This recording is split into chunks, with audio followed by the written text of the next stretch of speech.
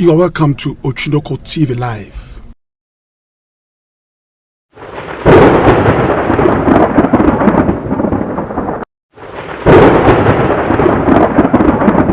Keep watching Otwinoko TV.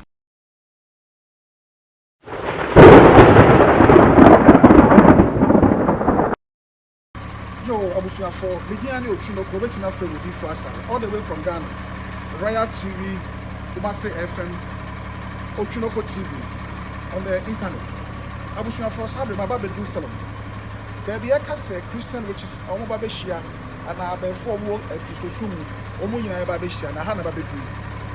A year address in the year 310 streets, a year Salem, and Boston, a super pepper and the Jane. To baby, I will be a little bit to me. I could Google, no way. 310 streets, I was Salem. Go. Yo, Abusia for baby, I will be a sham. Where are you, Otwinoko TV, U.S.A. FM, and a Royal TV, all the way from Ghana. Recently, you who a social media, say Christian Riches Conference. Ebekoso, a Salem, a Boston, a free April 16th, April 22nd, 2019. And if I bring in, I have a food in Abesia, I have a food cook. So I bring my baby to and then in the end, brother, Nadia will be a dear bro, baby, who will be a what you do, who need you, my baby drew a higher boss. Yo, Abusia for me, the Otwinoko, waiting my friend with U.S.A. all the way from Ghana, Royal TV, U.S.A. FM, on the internet, and I say YouTube, Otwinoko TV, live. Sabre, near Tata, Yeka. Say, I bear formal Christosum, which Christian Riches. I had no Babeshia, a year April 16th, a copim 22nd, a year 2019. Baby, I'm a year 310 Salem Street, a year Salem, Boston, a super pen imaginary. Into a public on the internet, no Google, a 310 Salem Street, a year Salem, a year Boston, I had a imaginary said you may be ever possible. Na me busa se abrofo no mba behia be abefo behia no dia no mo badwen ho me pese mi a metinam na me hu die wo mu me ba na bebia biom dia kire Africa dia na ya befo omo ye abrofo be ye dia na omo de ye dia na ye de ye omo behia mu dia asem no mbeka me pa cho opeso hu die tue mu dia bomodin na da bia no obekọ on the internet YouTube Otwinoko TV live Sanya we na ubehu na ba me ba e de ekoso ina me cameraman ye nua Reverend Watson ono ewo eye no mass Mike bedase oni we eye sister adwo beda mu nyina ase eye dwumadie prosenia dro e ka ho ne de bro prosenia dro e ka ne sharp in booster uti o ya una ya wo ya ukotodwe arthritis so pressure kosra odia ne prosenia adro bomodin aso ba mi numbi na aje obi bia betima ya kama Prosenia Drew number no 024 311 5936 024 311 5948 024 311 5948 Abusa for me call na name yakọ ready tuam be that say they were accusing people falsely, but that did happen as well.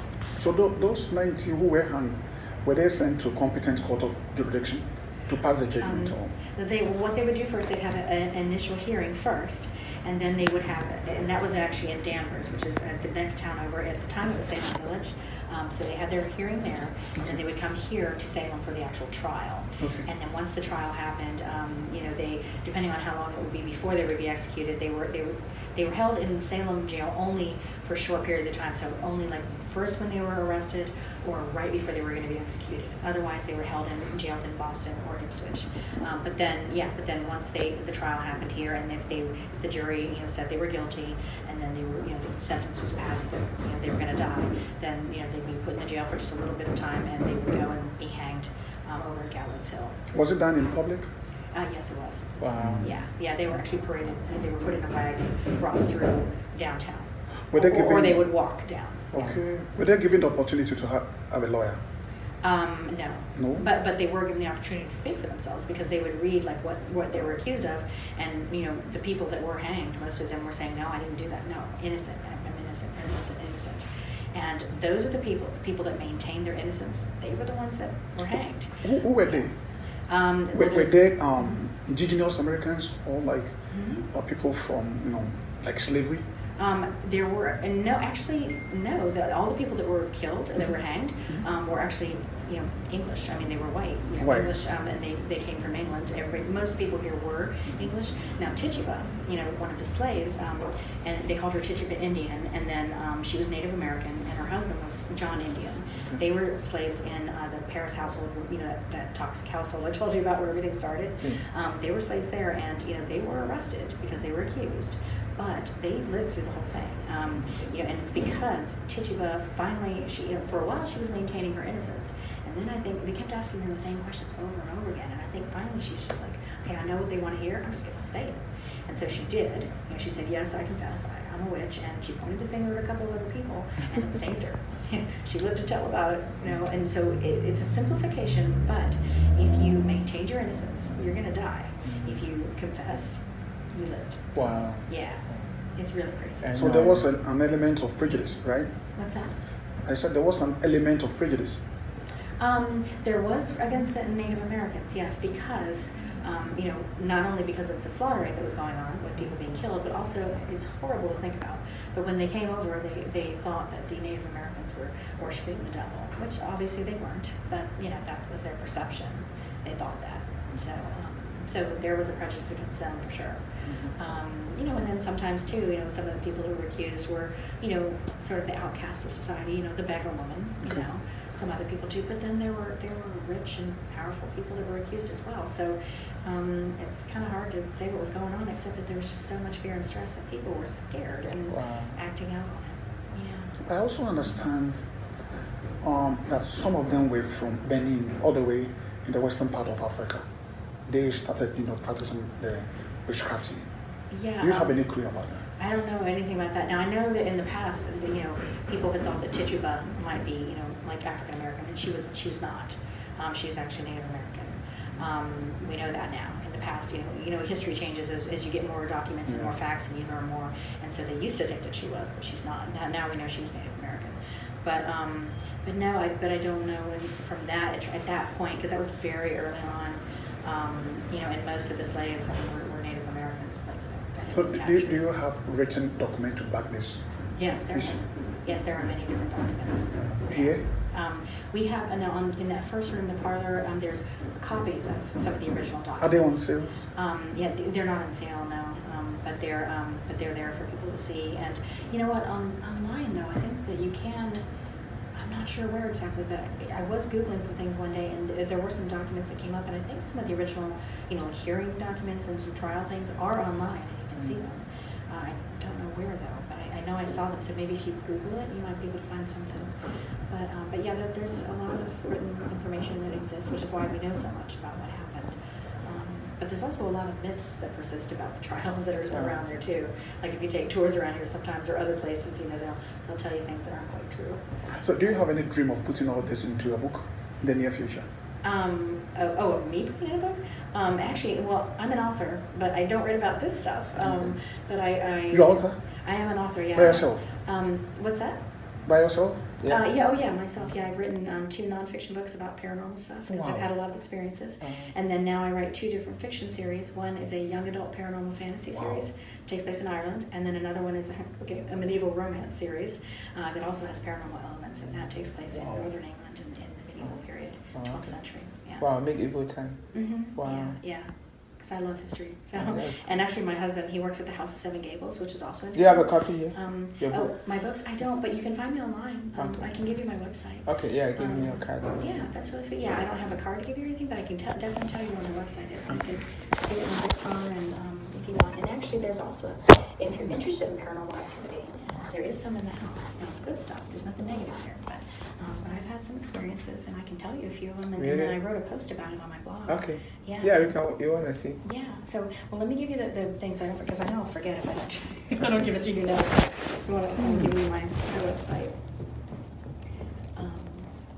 So just let me know when you're ready. Okay. So how much will it cost me if I hire you to write my story? I have a story to tell you. Oh, well, that's great, but like 100 pages. Oh, that would be lovely. You were for you go so a haunted house, and I said, I've been 40 feet show my comfort. Maybe a trim bear 1665.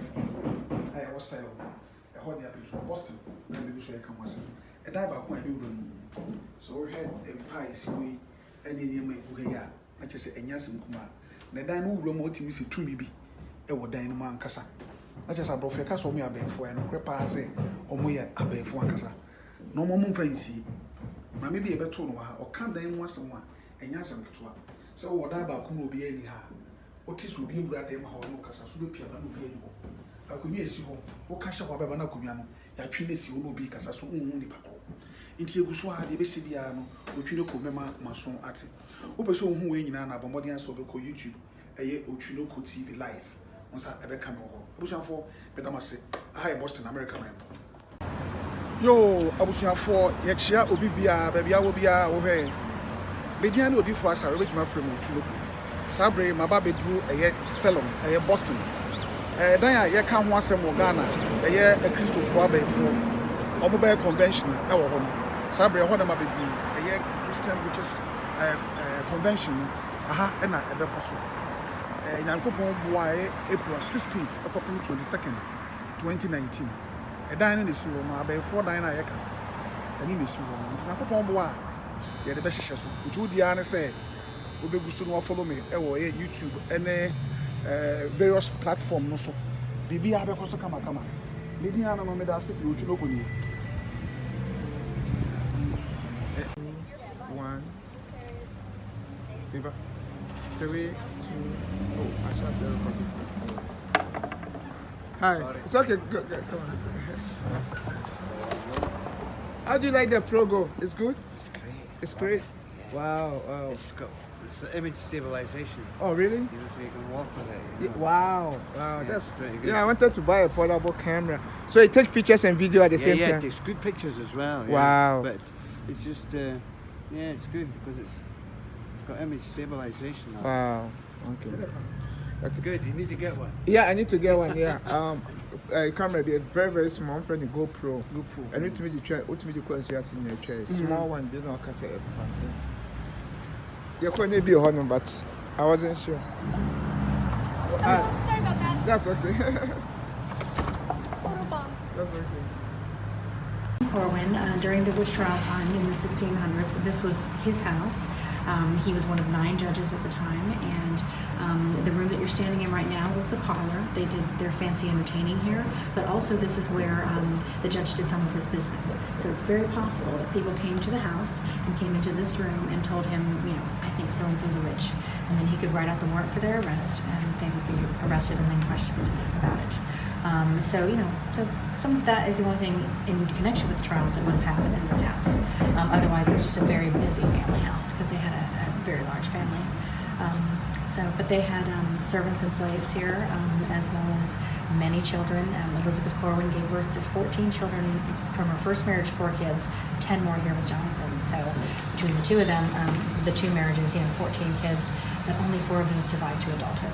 So, this house saw a lot of living, but it also saw a lot of death and sorrow. So, and 80% of the structure is from the 1600s. So, so much of it is original. And I can show you guys a lot of different things and answer any questions you have as we go along. So why do you come about with the name the Witch House? Yeah. Yeah. Well, it's been that for more than 200 years. Wow. I think just the locals, the people that live here, they knew one of the judges lived here during the witch trial time, so they just called it the Witch House. So it doesn't make a whole lot of sense, but that's what they did. Yeah. Okay. So we're moving through. Yeah, so any questions you have about anything, just ask me. Okay. See anything in there? And now it's a little bit uneven, the floor, because these floors are very old. Yeah. So just watch your step if you walk carefully and slowly. Wow, so this is the living room. Yeah, so this is like kitchen, living room, dining room, all rolled into one. Oh, wow. So now there's a giant fireplace over here, and this is where they did most of the cooking. Okay. They also had a summer kitchen, which is where the gift shop is, where you came in. Yeah. And they only cooked there, though, when it was really hot, and they didn't need the heat in the house, but most of the time it was cold, so they would be cooking right here. So this was the warmest room in the house, and everybody would gather here, and there'd be lots of people running around this room. So, But yeah, they cooked. You know how like today on the stovetop we have different burners on our stove. Well, they had different little fires in there. Okay. The different with trivets that would stand hot at different heights. Yeah, and that way they could cook things at different temperatures. Wow. And there in the back there's that little cave-looking thing, and that is actually the beehive oven where they bake their bread. So this is originally from 1600? Oh yeah, all the fireplaces are original, and most of all this is original. And there's actually on the ceiling here, the ceiling, which is the floor above, because it's only one level, one layer. These are the original plywood floors. Wow. And you can see there's some marks there. Yeah. And there as well, those are tally marks that the builders made in 1675. Wow. They were counting the boards, wanting to know where to lay certain ones, and so they would mark things off like that. But yeah, all the beams, everything around you. You can feel the history in here, can't you? I know I can. So different things. Do you see anything that you're wondering about, or do you want to know something about the trials, how it started? Paranormal. We get all those questions. So well, actually, so how it all started. There was a lot of fear and stress. Actually, do you guys want to sit down on? These are bonded stools, so you can if you want to. Okay. I thought you might be more comfortable. And they're hard stools, but at least you're not standing if you don't want to. Yeah, chance. Are we fucking gonna be? Yeah. We'll check. Okay, cool. So a lot of fear and stress in the community at the time. Smallpox had just come back, so people were scared of that because people were getting sick and dying. There were also what they called the Indian Wars up in Maine, and Maine at that time was part of Massachusetts. So many people were slaughtered by the Native Americans up there, and the people that survived, the refugees of that, came right down to Salem before this whole about October 23rd, 24th, somewhere right around there. But you'll find it, and that'll tell you everything that happened. But I'll tell you how what I read about in there started. Started when in October when we were starting to have a lot of people come through. It really kicked up the energy in the house. And I was up in this bedroom, and now in both bedrooms there's a bed warmer. Do you guys know what that is? Yep. Yeah, the long handle thing where you put coals in and you warm up the bed. Yep. Okay, so there's one hanging from each fireplace upstairs in the bedrooms. And usually those things are very still and straight. They don't move because they're heavy. They just sit there. And but beginning of October, I'm up in this bedroom right above us, and the bed warmer at the bottom of it just started to circle a little bit. Wow. And I was talking to people about history, and I happened to look over and I saw it. I'm like, and then I kept looking over while I was talking to them, and for a good 5 minutes that thing was going. And I was like, that's interesting. And then 2 days later, I was in the other bedroom, and that bed warmer in there started to move. And that time I was alone in the room, and I went over and I kind of stopped it, because I'm like, okay, this is crazy. And I stopped it, and then I turned to go sit down, walked over to the bench, turned back around, and it was going again. So at that point I knew I wasn't alone, So I'm like, okay, obviously you're here. Hi, my name's Judy. Nice to meet you. And then over the course of the month, there were several things that happened to let me know who that actually was. Someone that used to, be in the house in the 1600s, and I think they just felt comfortable with me, wanted me to know they were here. Oh, okay. So, but then I wrote a post about it, so it's too much to go into right now, but you'll read about it. So when the spirit is comfortable with you, they can reveal themselves? I think so, yeah. And honestly, I've had paranormal experiences my whole life. But you're not scared, right?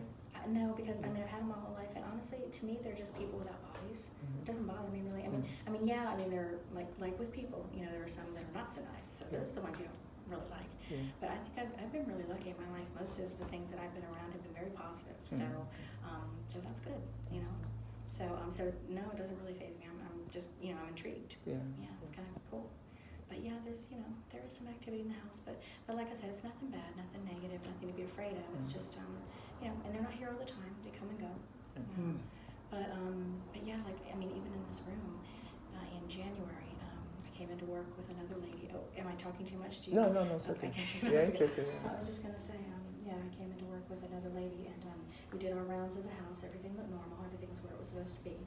Then we went to the gift shop for a few minutes, and I came back in here, and one of the stools that's under the table here, it was actually in the middle of the floor. Whoa. Yeah, where it shouldn't be. So, and at that time, actually, this chair that's here was on the other side, so there wasn't as much maneuvering that it had to do, but it still had to get out of there, Yeah. And so that's a lot of energy. Yeah, exactly. Yeah. Wow. But it was there. And also, just last Sunday when I was working here, it was almost the end of the day, so we were trying to get everybody out of the house. And I walked around to come into this room, and right before I came in, I heard a woman speaking in here. And I thought, oh, it's a tourist, I better tell them they need to go. And I came in, and there was nobody here. And I was like, oh, okay, maybe they're upstairs, you know. So I went upstairs and there's nobody there, and I even looked out the windows. There was nobody out on the outside of the house. And even so, you know, after you work here a while, you know the difference between how it sounds when people talk in here and when they talk outside. Yeah. Yeah, and I mean, this person was here, so it was a woman talking in here. And now that I know that it was, you know, a ghost or a spirit or whatever you want to call, you know, I wish that I listened more. You know, I wish that I had paid attention to what they were saying, because I would really love to know what they were saying. But I just, at the time, I just thought it was a tourist. So you didn't pay attention. Yeah, I didn't. Should have, but maybe I'll have another opportunity. I hope. Yeah. Yeah. So anyway, but yeah. So I don't know if there's anything else you're wondering as you're looking around the rooms, or something you're curious about, or anything else you guys are wanting to rooms now. Yeah, upstairs, right? Yeah, we can go upstairs, right? Absolutely. Okay. Yeah. Do you have any place in Salem? I learned that there was like a church, and then they bought it for a witch hunt or something. Do you know about that? Other places in Salem. I'm trying to think. Well, in terms of, this is the only structure that's still in Salem that has direct ties to the witch trials. But, you know, in the next town over, Danvers, which was Salem Village at the time, there are a few things there. There's the Rebecca Nurse Homestead. She was one of the women who was, I mentioned her to you. She's a really nice, saintly woman. And her house is still there. And when it's open, you can visit it. But I don't know if it's open right now. But you could look into that. There is also in Danvers, Ingersoll's Tavern, which, you know, they did a lot of the hearings there. But it's a private home now. You can't go in, but you can see it from the street. There's also where Reverend Parris's house was, that home where everything started, you know, the really negative guy. The stone foundations of his house are also in Danvers. It's an archaeological site, so you can go there as well. But in terms of anything here in town that's related to the witch trials, there's nothing else that I know of that you can actually see or go into. But if you like history, you would probably want to go to the House of Seven Gables, because that's down on the water. It's about a 20-minute walk from here, and it's another really good site, because their history that they have there is very accurately researched. Like us, we really care about what we're telling people. You know, some other things out there, it's a lot of entertainment, and you know, not all of the information is accurate. But the House of Seven Gables is, and this place too, we try to be as accurate as we can as well. So, is there any which activities going on in this city? Like they come and meet or have? Yeah, well, I mean, you know, as you're going along, you know, if you see any of the stores where there's like tarot readings, you know, like card readings or psychic mediums and stuff like that, a lot of those people are witches. Not all of them, but some of them are. And you know, and I mean, you'd be walking on the street, you might see them and passing you by. I mean, some of them, I mean, most of them actually just dress like everybody else. You wouldn't even know to look at them, but some of them do like to sort of dress up in black all the time. So you would see that sometimes. So how does it take to, be a witch? If I want to be a witch, how can I acquire? Well, it's I mean, it's for most of them, it's really a very you know, a spiritual belief, and it's a system that they and a lot of times it's very personal. They have different ways of doing it. But you, I mean, any of those stores that are around there, like even like this is Essex Street in front of here. You are welcome to Otwinoko TV Live.